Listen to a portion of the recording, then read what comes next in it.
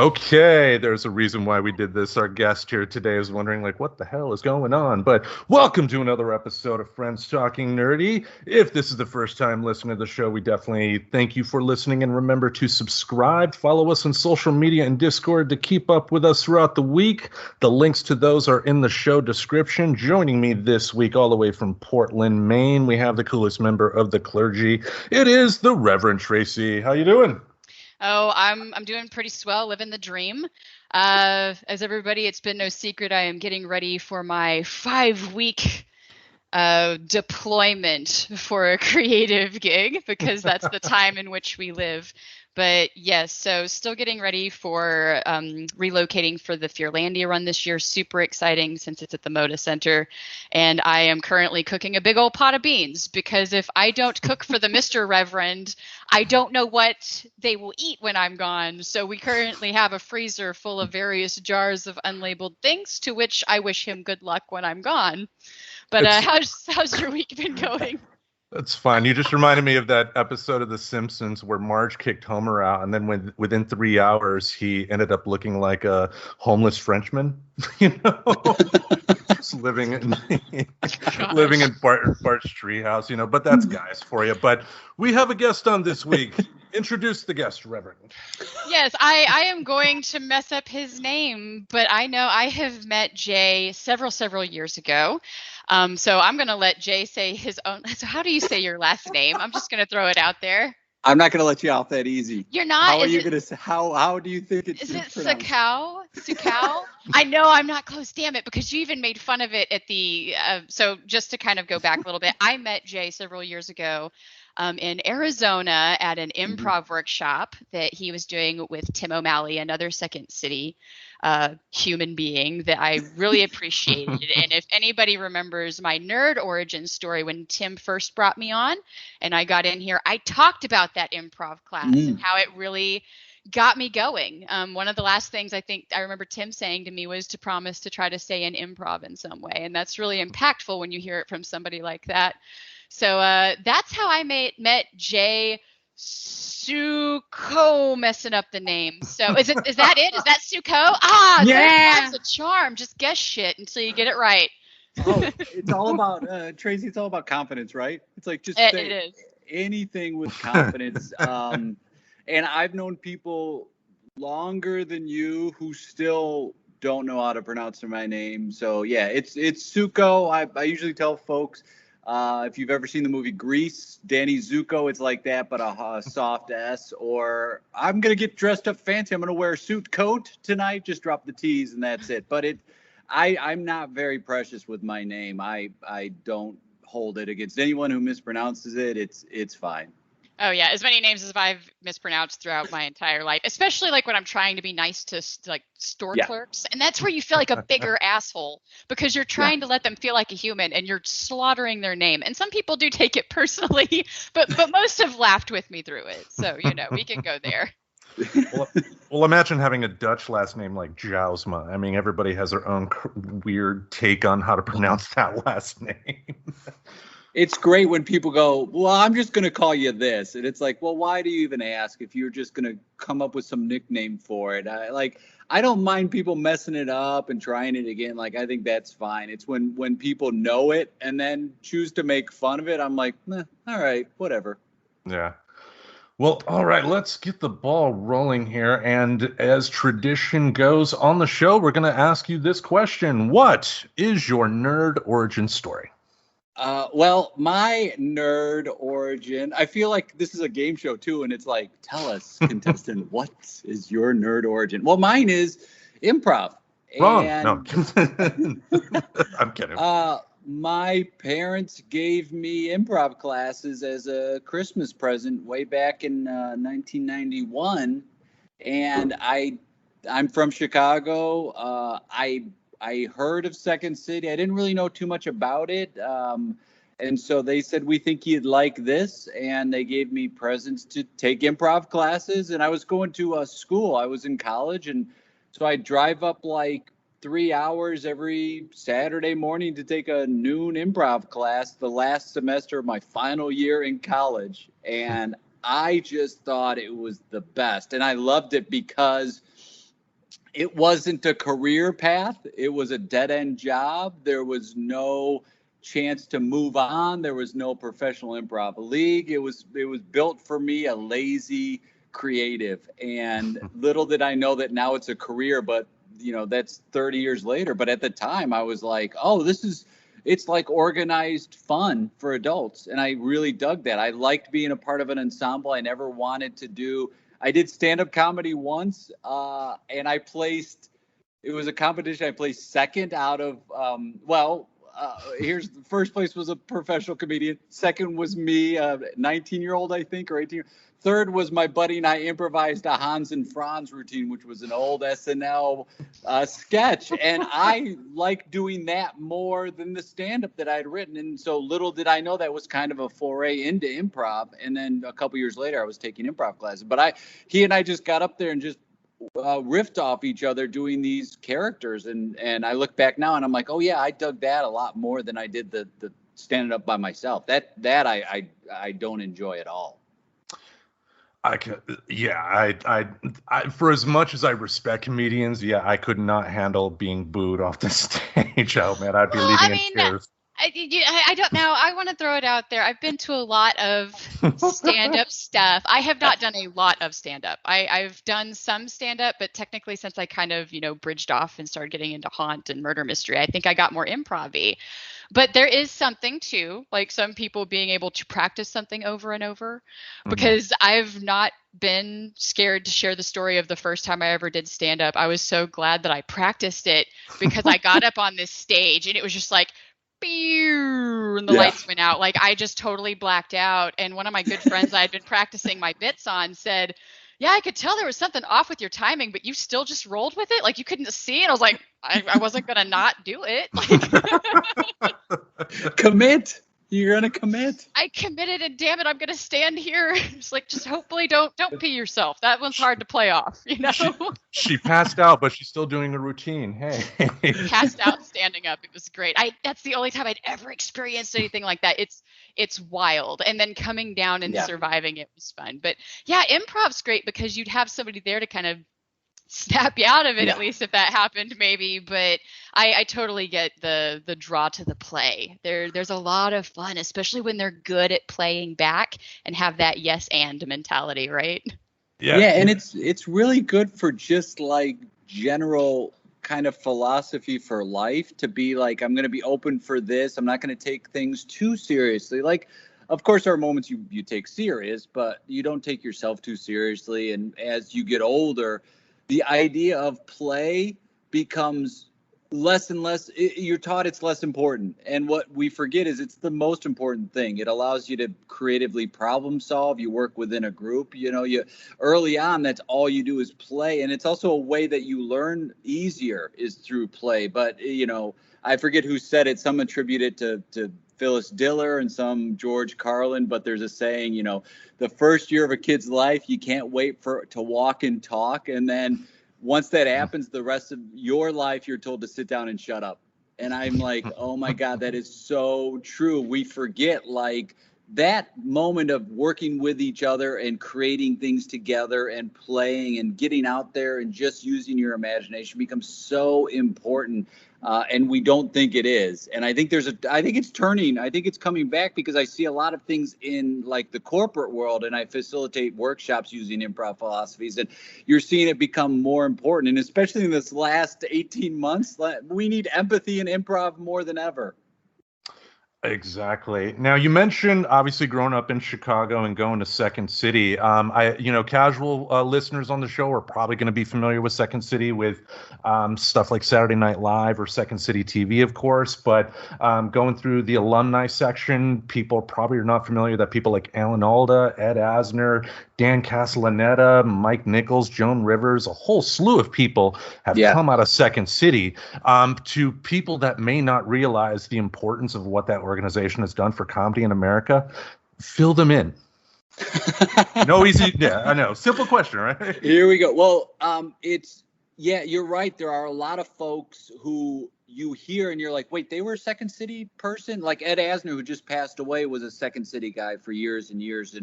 and Alan Alda is doing a lot of things with scientists and using improv to help scientists, and he's been doing that for a while. And it started out back in the 50s, and it became a political and satirical theater because they would ask for suggestions and they would improvise to create written material. And a lot of their audience were around the University of Chicago. And so they'd get suggestions like Eisenhower and the war. And so it became, I think, political and satirical based on that. And so it developed this if you look back, it's an amazing roster of talent that has continued to this day, where they use improv and for a long time, it was not improv as a performance piece. It was improv to write material. So it's like, we'll improvise a sketch after they'd have 2 acts of written material, and then they do what's called a third act, where they would come out and have a giant whiteboard, and they divide it into 4 quadrants, and they'd go give us some occupations. They write it down, and they'd say, okay, give us some emotions. They'd write those down. What's something in the news? So they'd have 4 categories. They'd go backstage, and they'd have about 10 minutes and say, okay, let's combine a couple of these. Doctor on the moon, do you have something? It's like, yeah, I got an idea. And they'd go out on stage, and sometimes it would be an idea, sometimes not. But whatever worked, they would then the next night kind of re-improvise it. And they'd say, what worked from that? And they would keep re-improvising it and try and hit the moments of the piece, or the beats they're called. And it would lead to these sketches. And so it became kind of political and satirical in nature. And a lot of it had to do with relationships also between people, and the difference between like what Second City does and maybe other improv places or other theater is they write as they go. So they improvise, and they're the writers, they're the directors, they're the editors of their own material. And that's how they develop what becomes scripted later on. And early on, they wouldn't have written any of these sketches. They would perform it opening night, then they would audio record it, then transcribe it into a sketch. So they would have it just memorized and not written down. And now that's just one way they develop material. But they've gone from just in Chicago in a small cabaret to they've got 2 big theaters in Chicago. They have a theater in Los Angeles. They've had theaters in Cleveland and Toronto. They still have a space. Detroit, New York. So they've gone they were actually on cruise ships for a while where they would do material. And they had, I think, 6 or 7 cruise ships. I believe, I think it was like Norwegian Cruise Lines had like Second City on. So, and if you look at the roster of talent, it's dotted entertainment. And now they've gotten into, about 30 years ago, they started doing corporate work where they'll go into a business and say, hey, we can help you with listening, or we can help you with some of these, with being empathetic and building off of each other and the challenges you're facing in the business world. We can adapt these theater games to help you with those. So it's really become, now people know about it. But when I first started, it's like people would want you to explain what is improv? What is this? And you'd say, well, have you seen Saturday Night Live? And they're like, yeah. And you go, okay, it's like that, but we make it up. Like there was no reference. And then Whose Line Is It Anyway came along, and that changed everything because people go, I have a reference to what you do now. But to be honest, outside of improv, you tell people to come to your improv show, they think it's stand up. They really do. They think you're going to be in front of a brick wall. Like, even though they hear improv, they think the Improv, which is a stand-up club. So they go, oh, what you do is stand up, or what's your joke? And you're like, that's not how it works. And then they see it and they're like, wait, you didn't write any of that? Like, they can't. Most humans are so afraid to be speaking in public. And the fact that you're up there with no net, in their minds, no preparation to do that is amazing. Now, what we tell them that blows their mind is like, no, we do rehearse this. We don't rehearse what we're going to say, but we rehearse like the familiarity we have. We rehearse like maybe sometimes there's a format to what we do, so we rehearse that. But we get together and we try this out, and we figure out what works and what doesn't work. So it's now branched off because of Second City. Other theaters have come out of that, and it seems to be in art. There's always in reaction to. So Second City was always, and even to this day, it's like suits, dresses, really kind of formal. Out of that, a place like IO, which used to be Improv Olympic, and also used to be Improv Olympics with an X, they sprung out of that to say, hey, why don't we do less formal And so you see people wearing like less formal attire, and they eventually said improv can be an art form in and of itself. So let's go into this formula where it's one suggestion. But early on in the days of improv, we are nerding out, folks. Sit back and relax. We are nerding about the Improv Olympic, which is now IO, because the U.S. Olympic Committee sent them a cease and desist letter, so they couldn't be Improv Olympic. And they're like, nobody's throwing javelins here. Oh, I didn't know that was the story behind that. I knew there were some iterations of the name, and I was even confused because there are also two separate groups with the similar name, or is this all just iterations of the same trying to get that Olympic? It was iterations of the name. At one point, it was originally Improv Olympics, and the reason it was Improv Olympics, the two words spelled out, was because it was a competition of short form games. That was the early days of IO, and a guy named David Shepard was one of the founders of that, and he also founded the Second City. He was one of the founders of that. So he founded these two very influential theaters. And so it went from Improv Olympics. At one point, it was Improv Olympics with an X, and then now it went to IO. And they had closed during the pandemic, but they have been purchased, and so they're going to, I believe, at some point reopen with that same name. So so there was always a battle between Second City and IO. The two kind of, Del Close was the guy from IO, and Second City there was this guy Sheldon Patinkin, and they went back and forth. And Sheldon was like, improv is only to develop material, and Del Close was like, no, we can use improv as an art form in and of itself. And so now we're at a point where there's improv classes for 4-year-olds. There's improv classes throughout the world. There's kids in college who go, I've been improvising for 6 years, and you're like, what? You're 18 years old. They're like, yeah, I started when I was 12. So it's part of the lexicon. And when you see it get made fun of on SNL, where they had a Chicago improv sketch, you're like, oh, okay, we've made it. It's in the zeitgeist now. There's enough of a reference that it could be made fun of, which is huge. Yeah, I think one of the cooler places that improv kind of snuck up on me was I was doing Odyssey of the Mind after school, and I also was doing it as a college student because, the Odyssey of the Mind kids grew up and they wanted to keep doing it, so then they started doing college. So that's when I started it. And there's a lot. There's actually is a spontaneous problem that you're going to go in and do, and sometimes it's storytelling, and that used to mortify me.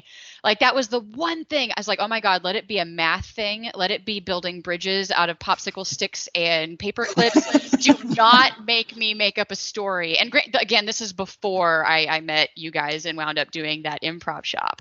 And that's what's funny is, you talk about people get so bewildered and even impressed in a way that you go up there with nothing. And I think that's why I thought I was going to like stand-up better. Because I thought if I could practice the shit out of it and like get all my friends to laugh at it enough, I could sway that anxiety away of getting on stage. And that isn't the reality. So it's really kind of cool. And I think you touched on it a lot. Like, you turn into a little bit of a family group, especially when you keep practicing together. You play together. You've got a great relationship together. So it's more than coworkers. And I do get that from my haunt people too, which is something I've gotten to keep from that. But even in working in small groups, it's amazing. Well, what you're doing with your haunt group, it's like you're preparing them to improvise. You're like, okay, go out. Like, our whole lives are improvised. Like, if I sneeze in mid-sentence, that's going to replace the word I thought I was going to say. So everything we do is improv. It's completely improvised. And if you look at the people in your life who you get jazzed up about, it's not the members of the no committee, right? And then the yeah but committee. It's the people who go, yeah, I got you, or go, yeah, like, it's those people that have that natural instinct to say yeah, and to lift you up, and to say, like, no, share your voice, and you're wanted here, and that weird person is welcome here. And in fact, don't hide the weird. We need you to bring that weird person. And there's a misnomer in improv that everyone's going to be the same, like Saturday morning kids soccer, where it's just a blob running around following a ball. It's not that. It's like, no, you need to bring you, and we're gonna play this song together. But your instrument is a vital part of this. And I laugh when people say, like, they think it's scripted, especially bad improv shows. It's like, you think we spent time rehearsing that improv that was not great. You think we spent, wow, kudos to us that you thought that. It's more of it's a spontaneous act. And I always thought you get more leeway in improv because you're just making it up. So you can't fail, I think, as hard as you can someone who's rehearsed a stand-up routine that's inappropriate, that's hard to watch. They put time and effort into, they want this to happen, and you're like, oh my goodness, you planned that. Versus improv, which is like, yeah, sometimes we go down a path that's not right, but we didn't rehearse that going down that way. And I think we all have that fear of public speaking in one angle, one degree or another, because I think it's baked into our DNA.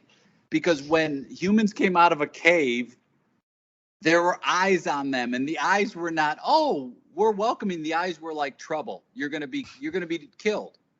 And so I think in our DNA is that fear of somebody looking at you. Well, and it didn't even stop there, right? Because if you think about it, like back in ye olden days, if you were ye only person standing in front of a huge crowd, yes, something bad was maybe about to happen to you. So It could be that this is like some kind of like intergenerational trauma with 100%. Being the center of attention. Yeah. And never thought of it that way. And what are we afraid of? I think the biggest thing is we have a fear of embarrassment. We have a fear of, I remember I dated someone who was a consultant who said, I won't give the wrong answer because that will trail me in my career if I give an answer that is wrong or I don't know. And it's really interesting, like the embarrassment factor for some of us can feel even worse than getting physically injured. And I had a teacher, Jeff Michalski, who early on would go and do things embarrassing to himself to get over that fear. So he would like board a bus with pennies and sit there and drop pennies to pay for it because he would be embarrassed doing it. But that's his way of facing that embarrassment. And once you can, he also says you got to learn to love the bomb. You got to learn to love in improv failing. And once you can do that, and once you realize this failure doesn't mean I'm a failure. It just means it could lead to something wonderful. And if you're talking about comedy, it's all failure. Who's on first? It's all failure. It's miscommunication. That is a huge part of it. And when we could stop looking at it like this is a reflection on me personally, then you start making bigger choices. It starts becoming more fun. You start leaving it on the stage, and then it becomes real, real fun. And you're like, oh, this is all, life's about different degrees of confidence, and whether it's fake or real confidence, there's no difference. There's no difference to the two. So like, if you can brush off that embarrassment, if you can acknowledge, yeah, I felt embarrassed, but it's all going to change, then you're going to be fine. I had a therapist who said to me like, everything will change. And I'm like, yeah, but how do you become okay with that? And the next week, I swear to God, I talked to a buddy of mine named One-Eyed Bob. And this guy lost an eye and a leg to heroin addiction. He talked like this. And every time he talked, it was something very insightful. And he goes, yeah, I saw a friend of mine the other day. And he goes, how you doing, Bob? And I go, not good. And my friend goes, don't worry, it'll change. And he goes, I saw that same friend the next week. He goes, how you doing, Bob? I go, I'm doing great. And my friend goes, don't worry, it'll change. And like that blew my mind of like, everything's going to change. This feeling I'm in now is going to change. And I learned that through improv. Like all these things, let them change too. Don't try to hold on to it and control it. Let go and accept. And it's a hard lesson I have to remind myself of daily, even now with the pandemic, where it's like all this stuff is going to change, but we get so overwhelmed, and our brain is wired for worst case scenario. It is wired to survive, and it hates improv. It hates going into the unknown. It's like, and you said it, give me a plan. Let me rehearse this. It's like, I think Bill Murray said it. This ain't no dress rehearsal. This is your life. You can't rehearse the thing. So in addition to preparation, have this tool of improv. It's not at a replacement of it. It's in addition to have that, to where you're okay in the unknown. You're okay in this moment. You can laugh at the situation where you're failing miserably and be like, okay, cool. This is just one moment in my life. Nice. We do that once a week, I feel like. Yes. In my case, twice. Got a question here for you. In my research, I found out that you've, in your time at Second City, worked with some folks. So I got to ask, having trained with Stephen Colbert, Steve Carell, and Jon Favreau, do you have any stories you can share about them? Yeah. Stephen Colbert was my first teacher. And the first thing we ever did in that class, I remember he was just full of joy. And he goes, all right, everybody stand up. This is the day one improv class. Stand up, walk around. There's a string from the top of your head pulling you to the ceiling.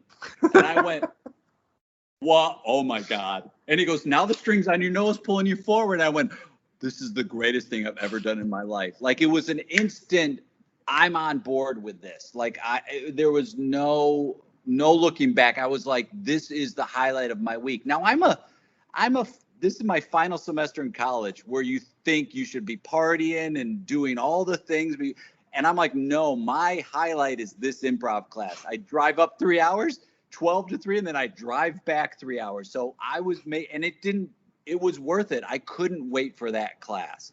Then I had a guy named Dave Rosowski, who a lot of folks in improv know because he's still teaching and traveling. And he was like phase 2 of this. And I was like, this is so great. And I would watch them in Carell. They were all in the same cast together. So I'd watch them do sketch comedy. I'd watch them improvise. I'd watch Amy Sedaris was a part of that cast. And I was just like, I could not believe that they wrote the sketches they wrote. I couldn't believe they improvised this. I was like, it wasn't even a competition thing because a lot of humans want to be in competition. I didn't care. I was like, I don't even care if I'll never be that good. I just am fascinated by what they're doing. So I would sit and watch them, and then I'd be able to talk to them in class. And it's amazing. And Carell, day one would be like, we'd be in this theater, and he'd go, day one, he'd be like, all right, and this is so we've gone through 3 of these 8-week courses. So this is like, you're really nerding out. You know, this is the week, like class 3, and you're like, oh, I've had 16 weeks of this, and I'm really getting the hang of it. And he goes, okay, so you're going to start from here, y'all, and you're going to walk from here to the other side of the theater as slowly as you can, but still moving. And you're like, okay, cool. And you'd start and you go, no, slow. But you're totally, as a student reading into this, you're like, oh, this is about my space work and my body moving. And it was like 30, 40 minutes to cross. And you're like, I'm totally into it. I'm like, oh, cool. I'm doing this. And I'm like, I'm lost in this world. And well, you realize he did that so he could go get coffee. That was the exercise. It was a Saturday, so he wanted to get coffee. And you're, as a student, reading into this. And then you're like, I'm having this pivotal, life-changing lesson in my space, and I understand what's happening. And you're like, no, it's a total bullshit, Rickland. It was just coffee. But I mean, it was what you made of it, right? Like, really, right. Because you had already made this story, that you had made this awesome epiphany in your improv work. And I had a teacher once, we were doing this soundscape thing, and her name was Fran Adams, and it was at another Second City teacher. And it was like another 40-minute thing where she's like, keep your eyes closed. Your eyes are closed. You're making these sounds, and it's like this symphony. And again, a really cool thing. And then you open your eyes, and she's back with a Wendy's bag, and you're like, you went to a drive-through, you left and got in your car and drove to get lunch. And now as a teacher, I'm like, oh, I get it, where you're probably back-to-back doing stuff and needed that break. And so I remember having these teachers. And then Favreau was a guy, Jon Favreau, I had at I.O. The people in my class said, there's another theater called I.O. and you get on stage the fastest. And at that point, we wanted to be on stage. And with Second City, there was, if you didn't do the student show, and was the only really opportunity you had to get on stage. Like, so you started, there was a core group that was like, oh, let's get on stage. Where can we do that? How can we practice? And someone says, oh, there's this guy, Del Close, and he teaches at this place, I.O. And so we're like, all right. And they go, we get you on stage fast. So like level 1 of this theater, like your 5th or 6th week, you're on stage doing shows. And it's like, great. And so the level 2 teacher was this guy who nobody had ever heard of, but was an amazing improv teacher. And that was Jon Favreau. Like nobody had heard of him, but he wanted to teach improv so much. And he had, I think, washed dishes at Second City, and he never really got a chance to teach. And then he taught at this theater called IO. Right afterwards, he got hired for this movie Rudy, which he was in. And then that led to him then writing Swingers and then blowing up. And in the improv community, we know there's a bit in Swingers where he calls this girl, and the whole bit is he calls and hangs up and calls again and keeps leaving these messages for her. And it's a very funny, heightened bit. And it's because he had been broken up with. So this whole movie, he's like got a heartbreak, and then he finally finds someone who's interested in him, and then he blows it on this answer machine with this bit. But we know the person who he had dated because they were like kind of an improv couple. And so it was interesting to then watch him go and use some of that material from his own life into this film that he just blew up out of that. But he was really a great improv teacher. I learned a lot from him at that point, just as I did a lot of the teachers. And some teachers you click with, some teachers you go, yeah, that makes sense. Some you don't. But you can always take something from them, whether it's like, oh, I don't want to play the exercise that way. I gave it a shot, or, oh, wow, they said something that I've heard many times before, but I didn't get. Because improv teachers sometimes love to throw out these phrases, which is like, well, what the hell does that mean? Like, I think a lot of teachers do. They throw these phrases they hear from someone else, and you're like, I've heard that a lot. I don't know. What does heighten mean? What does explore mean? Why can't we ask questions? And to me, the teacher should be less about what not to do in art and more about here's what I think you should try to do, or what you're trying to do. So when someone says to you in an improv scene, don't ask questions, that's all you're going to think about. And now your brain's like, ask questions. That's what your brain holds on to. But if you could say, instead of don't ask questions, well, what do you want them to do?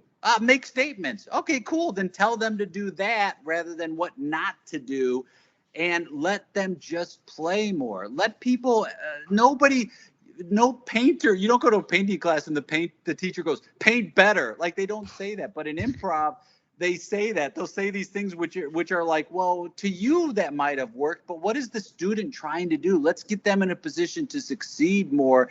And whether it's your style of comedy or not doesn't matter. You're trying to get them to get closer to the thing they're trying to do. Mm-hmm. I relate to the whole, paint better thing. Yes. And sometimes just not driving. I had a producer once that, no kidding, came in one day, like right after a performance for Murder Mystery. Tracy, your singing's gone up by 2. And I'm like, out of what? Like, I don't even know if that's actually like, am I doing better? But anywho, one thing I wanted to ask you about that was really kind of, it drove me and had you on my mind during when we were trying to think of somebody to bring on, was I noticed you started popping up like during this pandemic with, hey, come see us live webcast, and doing what I thought was cool, because as stressful as this pandemic has been and how much it has even put a big old magnifying glass over a lot of our problems, some people have found ways to creatively evolve some stuff and still keep it going. We've seen that a lot. And I wanted to talk to you about where that idea came from. And really, first of all, could you introduce that project, I guess, what you're doing, what you've been doing since pandemic times? Oh, thanks for asking. Yeah, I'd love to. The pandemic hit.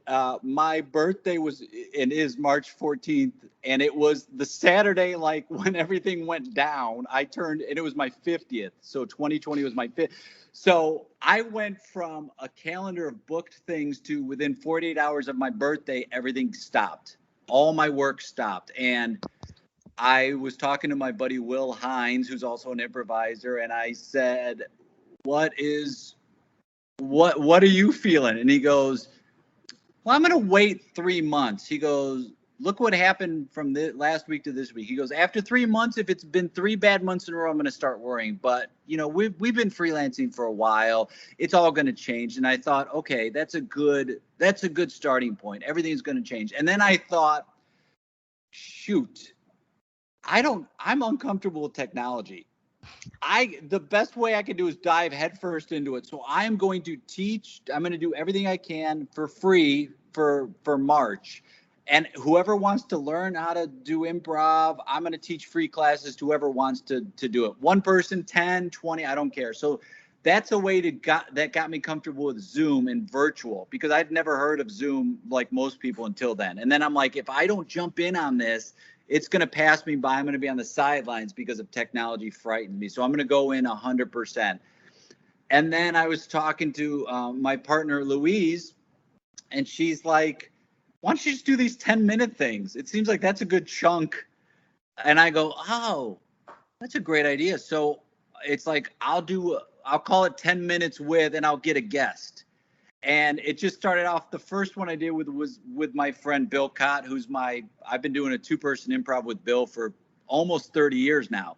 And I said, Bill, let's do a 10-minute scene online, and let's just see if it can be done. Because also I like a challenge. And the challenge is all these improvisers who you would think would be leading the way in acceptance said, oh, it can't be done. And it's like, okay, cool. I'm not going to ask you. And I've asked some friends who are very nice about it and say, oh, it's not for me, which I respect. I'm like, cool if it's not for you. But 99% of the people I ask say, yeah, let's do it. And so Bill and I did like a 10-minute thing. And I said, oh, this will give me a chance to work with people I haven't worked with since I moved out to LA 6 years ago. This will give me a chance to work with people I love working with in LA.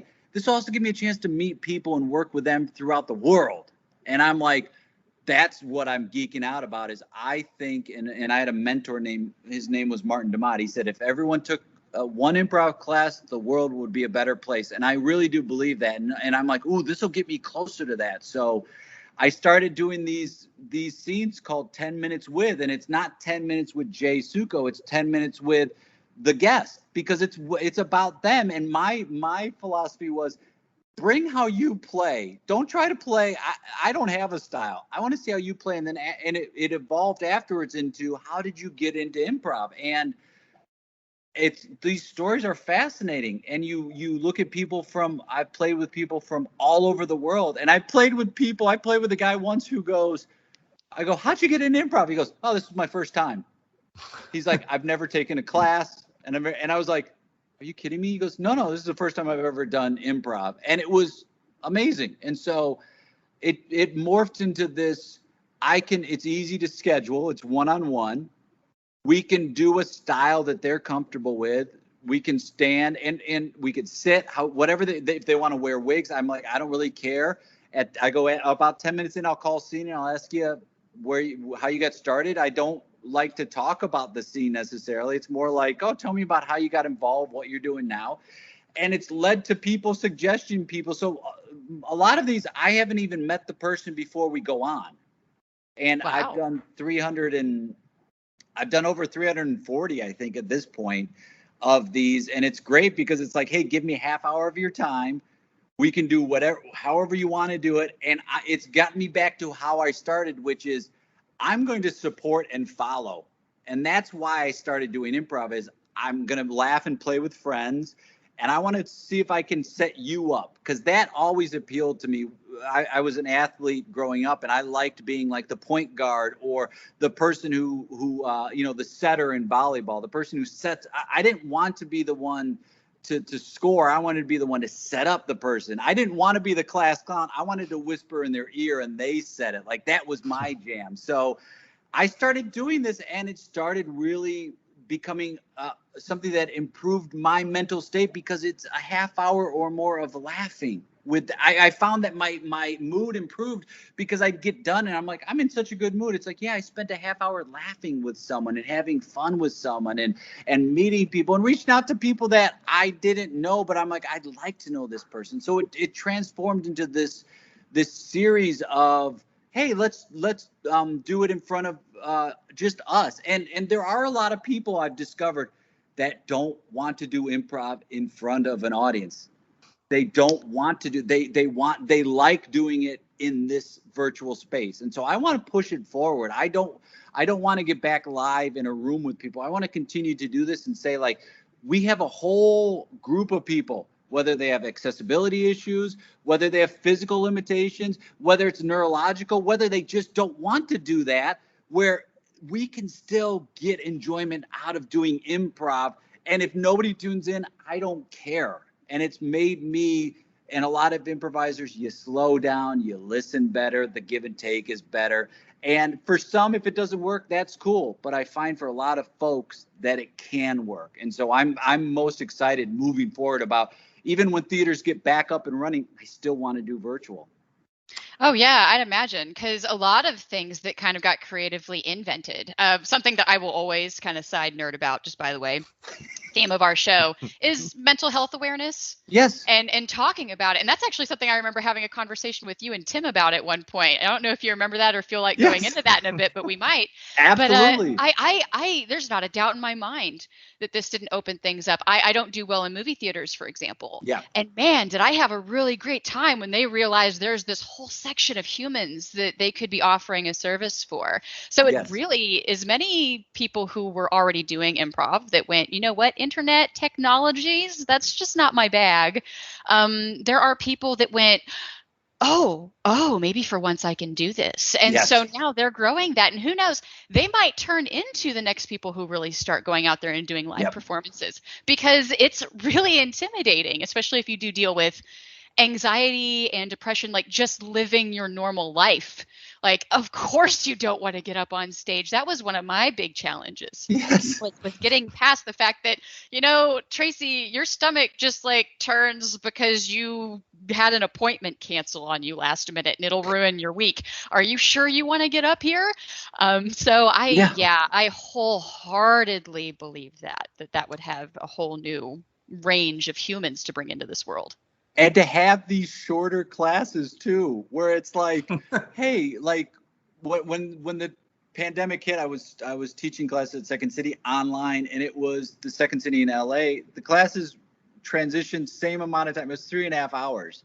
And I went, hey, no matter how excited people are getting for this, that's a long time to be on Zoom, followed up with a week being on Zoom. And so it's too long. And can we offer a space that feels safe for people? Because no matter how safe you make it in a classroom setting, it still can be very intimidating. Some people learn better virtually. Like, I know folks who they may or may not be on the spectrum who have an easier time. I know some folks who are on the spectrum who have an easier time learning with less distractions of being in a class. Mm-hmm. And I know folks who just want to learn better this way. And I feel like this is a really good opportunity to help with that. And like you said, to help, you know, this mental health that is happening right now that we're seeing a huge impact on.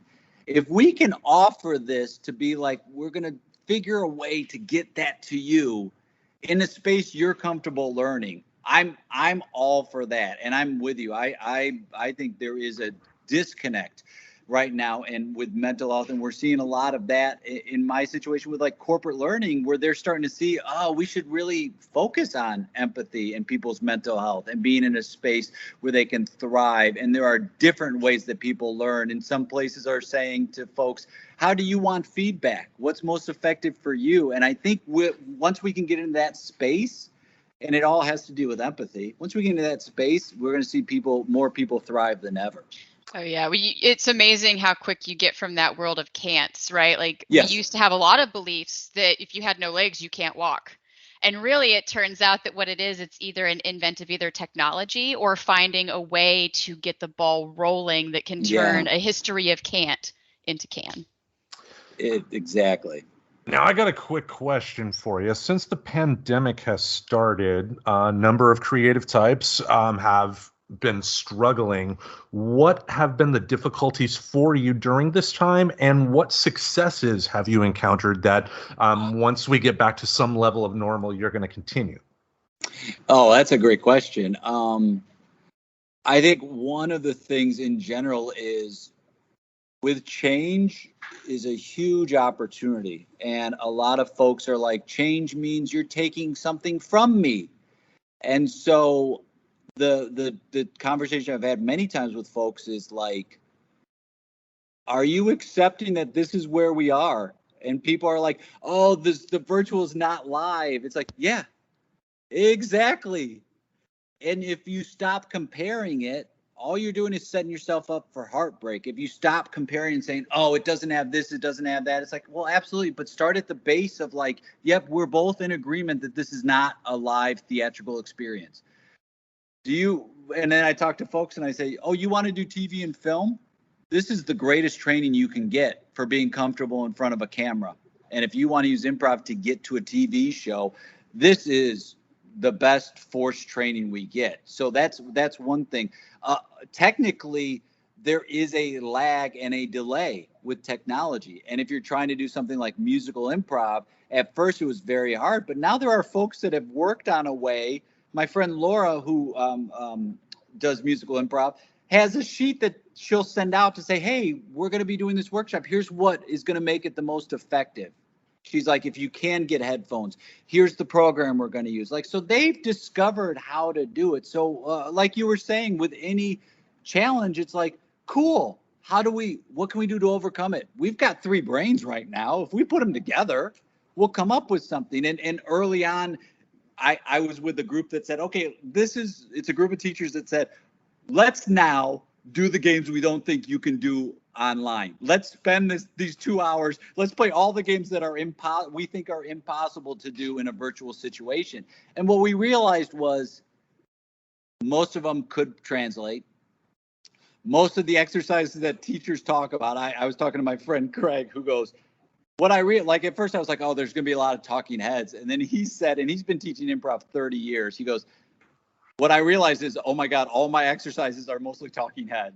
So he goes, it's not, he goes, I haven't been doing a lot of physical stuff. He goes, I've been doing a lot of that. So you start realizing, if you embrace this and say, what's the technology? What's the limitation? Well, the limitations are you're not physically in front of each other, but you can still get body language. You can still get physical signs from folks. You can still do that. Now we have the added element of, ooh, I get to work on perspective. What if I go closer to the camera? What if I move farther away? What if I take my laptop and walk around my house? Okay, what if I put on costumes? And when I first started, my first real paid gig was a group called Comedy Sports. We did short form with wigs, fake mustaches, beards, hair, and it was so much fun. The audience seemed to sure dig it. So we can get back into doing that. So you start looking at it as a world of possibility. And I'm always amazed by veteran improvisers who don't want to look at it that way and who want to go, I'm going to wait it out. It's like, okay, but it's here to stay now. And it's going to morph into some sort of hybrid. How exciting is that?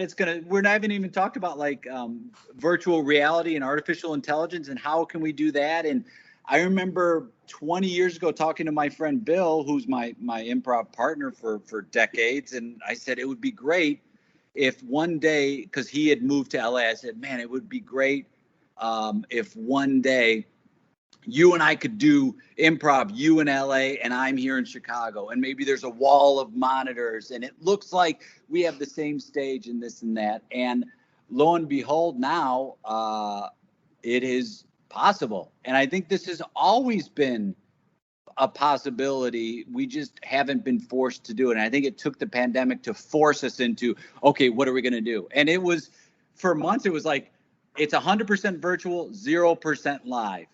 It's going to shift. It's going to eventually end up, we don't know where. Is it going to be 70% in person and 30%? I'm not sure, but it will, at some point, it will settle into something. But there's an excitement to this for me. I'm like, this has forced me as a teacher to not be comfortable, to come up with things, to be like, okay, what can we do now? We've got what can we do on Zoom? I've got a class starting in 5 minutes. What can I'm going to try this. And you try it and it succeeds. And you're like, okay, lo and behold, this can work. So I think with certain amount of limitations, there's also advantages. And the one thing it's taught all folks who have taken and done improv virtually is you are not in control of technology. You cannot apologize when your Zoom goes out, because guess what? The whole world is trying to get online. And we all now understand when somebody drops out that it's probably a tech issue, but it's a fun game that's going to happen. I know it's going to happen on stage. It's going to be called Zoom, and somebody's going to freeze in an improv scene. And then you're going to work with that. And it's fun in improv because you'll see someone freeze and you'll think, are they making a choice or is their technology lagging? So I think it's taught us this whole thing. I hope what it taught us is empathy, acceptance, slowing down, You can't talk over each other. Embrace this.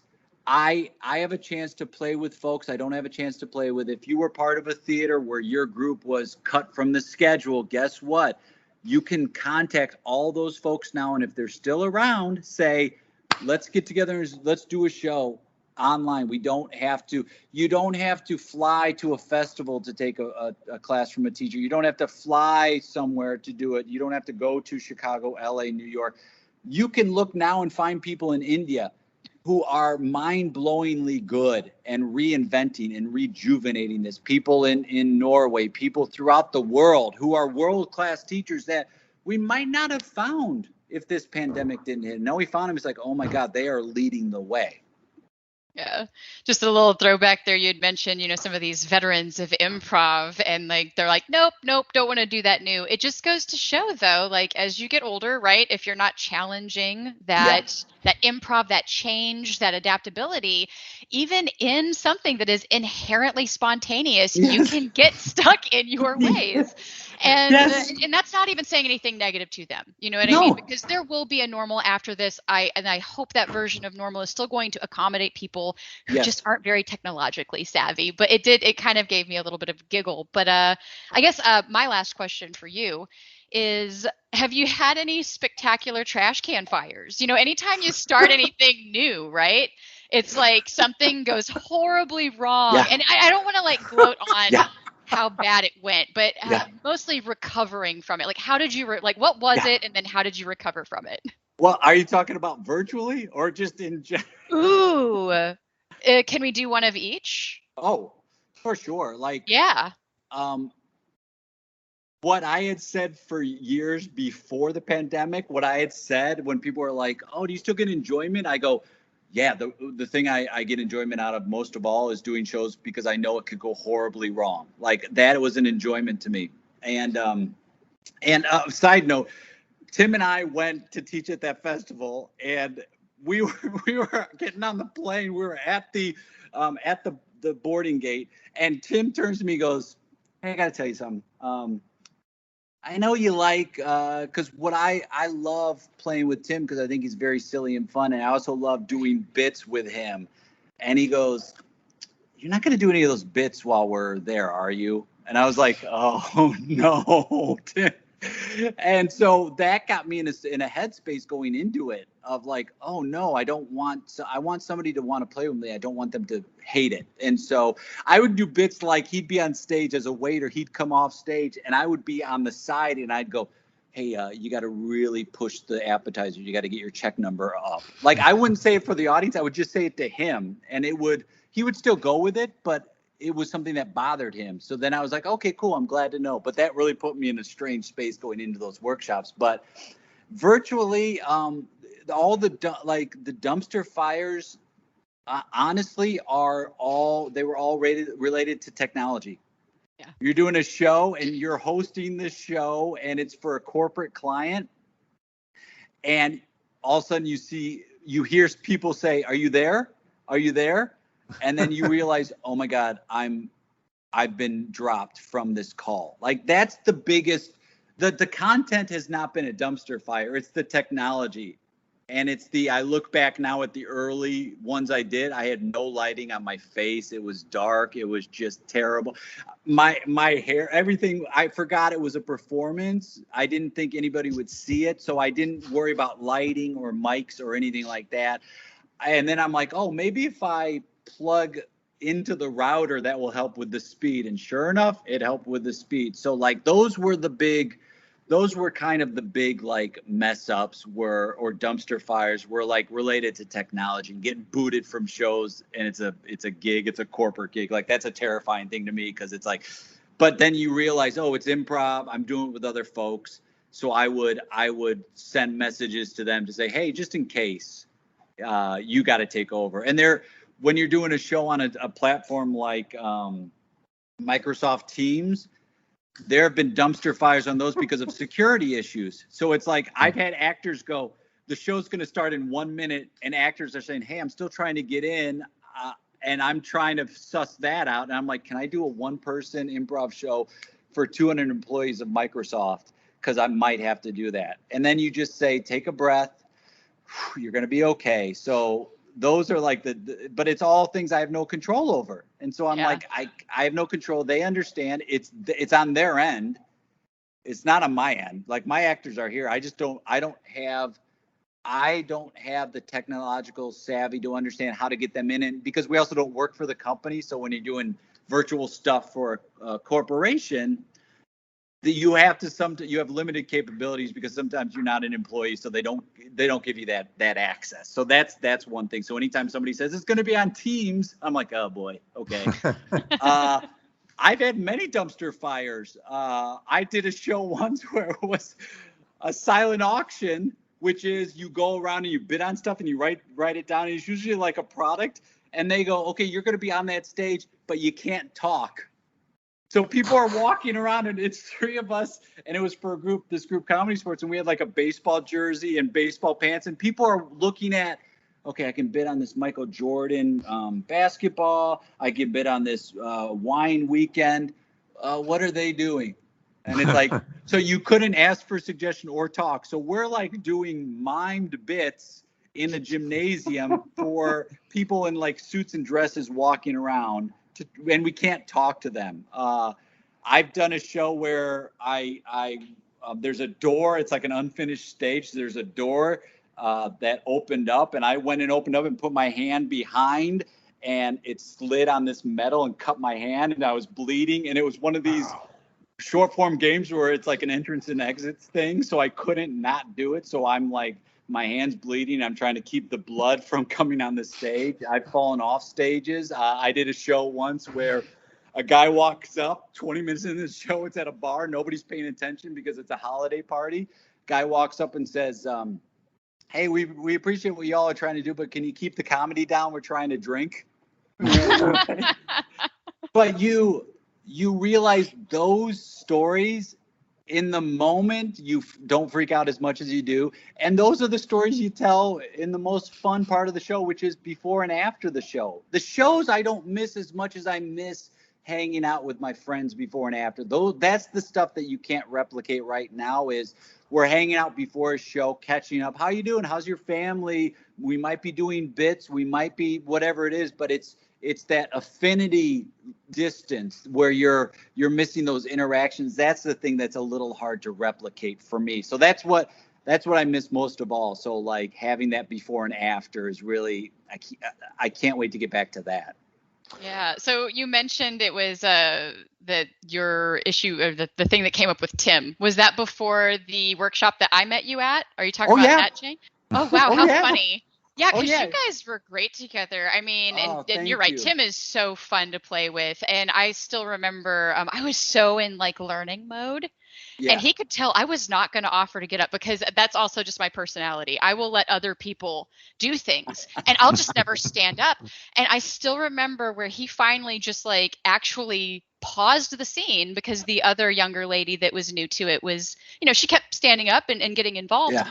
And he like said, no, we're going to make you come up. And he took me by the hand and had me come up and do a scene with him. And I still remember it was a restaurant scene. And I don't understand how it took me over that I suddenly was just this young thing on a phone, like, And I don't remember anything else about the scene other than I was acting totally uninterested in what was going on and playing on the phone. And it was a really impactful time. So I'm super glad that I got to meet you guys. Yeah, I never forget. He asked me to go, and I was really thrilled and honored to be able to have that chance to go out there, and went out there, and it was like that atmosphere of learning where people wanted to learn and you were feeling like you were really helping them discover things. I think it was real fun. I think Tim and I, we did like 6 shows or something like that. It was crazy. We did a lot of shows. And so it gave us a chance to really try playing with different people and doing different types of shows and things like that. And like hitting the stage with Tim, there was trust there for sure. It was just one of those conversations that catch you off guard and you're like, okay, well, I'm glad you told me. Now I could have carried that the whole weekend and said, oh, he hates me and this and that. And what I did is I talked to a friend of mine and was like, okay, cool. I'm glad he told me that.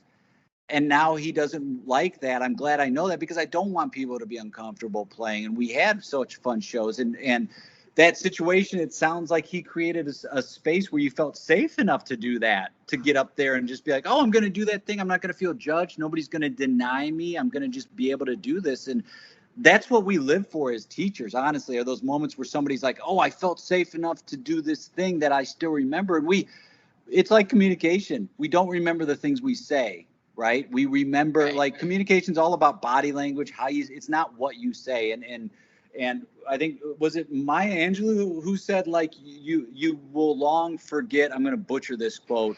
Go for it. It's you remember how the impact and how you made people feel.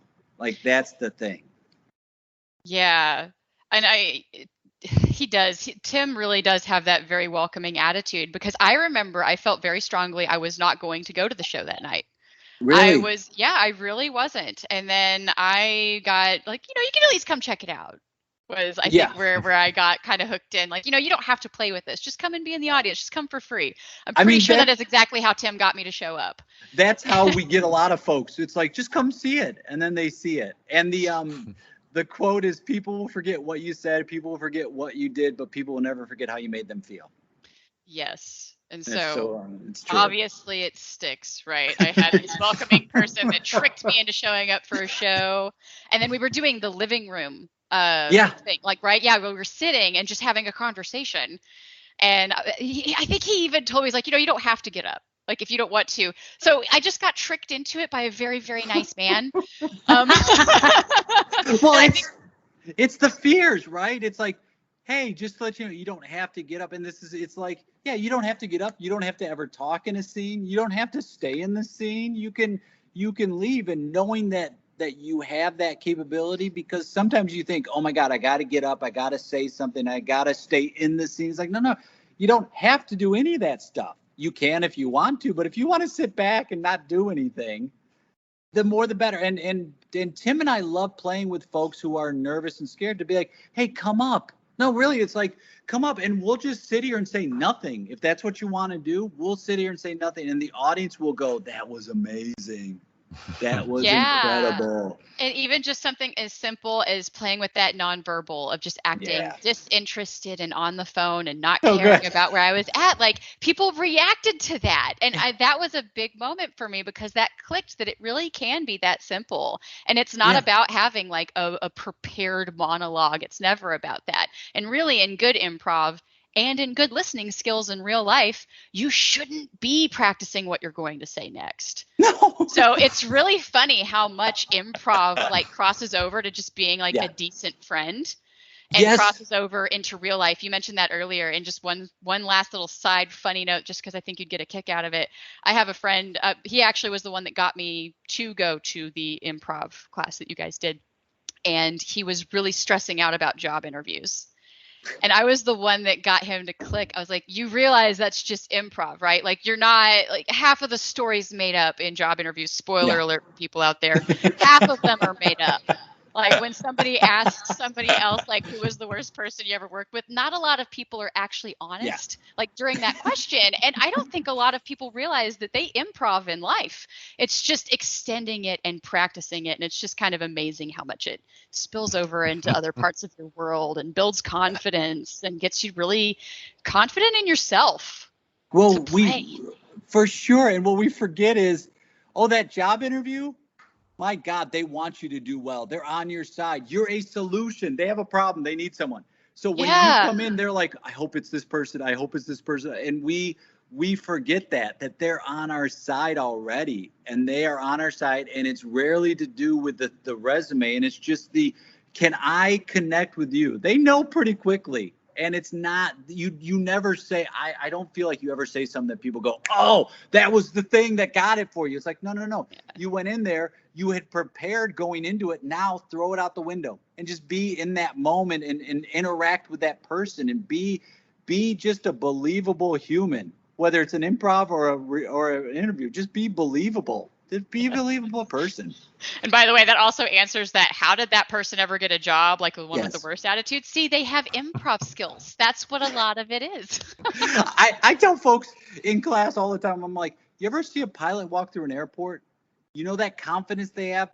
That's the confidence. Just play, whether you believe it or not. Just walk in with that confidence, because there's so many people who are so ahead in life with unearned confidence. Yeah, we had one in the White House. But with with that, I think we will wrap things up here. I really do appreciate you taking time to be on the show with us this week, Jay. For our listeners at home, do you have any closing thoughts? Do you have anything you would like to plug, most importantly?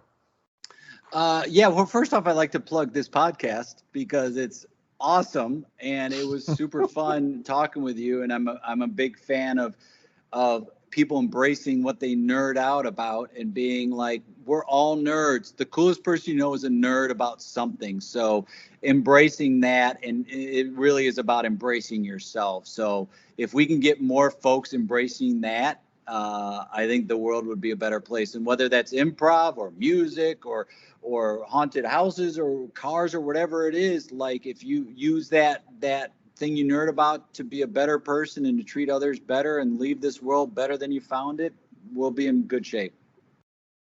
All right. Anything about Today Improv you'd like to mention?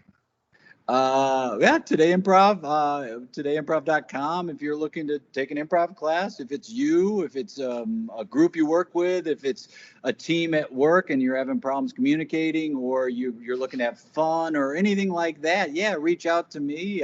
You can definitely, we can have a talk about it. And the good thing with any of my classes is they come with lifetime improv tech support. Well, okay, perfect. And before we wrap up too, Reverend, did you want to drop the Fearlandia email address for volunteers? Oh, yes, because we are still gathering volunteers and main cast people if you have enough of the availability. Of course, main cast people need to be there most of the time, but if not, don't let that keep you from reaching out to me, because there are always volunteer opportunities. If you just want to step into the world, try a form of improv. Make them pee, make them laugh, make them scream. We accept it all at Fearlandia. So that email for anybody who needs it again is fearlandiacasting@gmail.com. Perfect. Oh, I forgot to say, I did Universal Studios Halloween Horror Night last year. I was one of the actors, and I can tell folks, it's a super fun experience, and scaring people, they're there to get scared. It's awesome. So yes, sign up, go. Super empowering. I think it's really kind of one of the it's a very interesting form of improv to get into. And that's an interesting question that I have to ask, is like, how comfortable are you when somebody doesn't do what you expect? Because that happens sometimes. But other than that, it's not normally very hard to work around. So yeah, I welcome anybody in the Portland, Oregon area. If you want to join us, shoot me an email. Just give me a little bit about your background or what makes you interested in it. Super, super easy. All right, you'll find that in the show description. And with that, we thank you for listening to another episode of Friends Talking Nerdy. Again, if this is the first time you were listening, thank you. And remember to subscribe. Follow us on social media and Discord to keep up with us throughout the week. I almost had that. Links are in the show description. We bid you adieu. Bye. Goodbye, darling.